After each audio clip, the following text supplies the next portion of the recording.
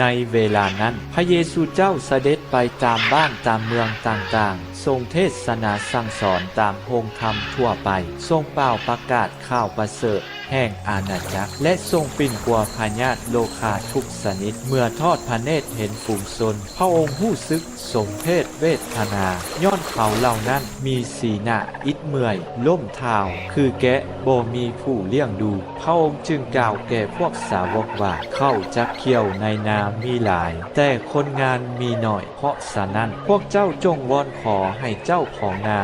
ส่งคนงานมาเกี่ยวเถิดเมื่อพระเยซูเจ้าได้ทรงเรียกอัครสาวก12 คนแล้วพระองค์ได้ทรงมอบสิทธิอำนาจให้พวกเขาบังคับจิตชั่วร้ายต่างๆทั้งสามารถขับไล่ผีและปิ่นปัวพญาติโลคาทุกชนิดได้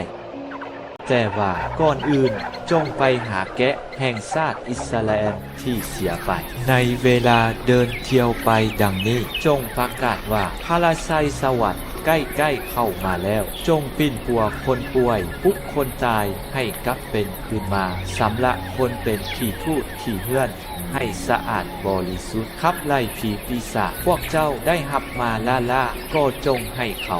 ล่าด้วย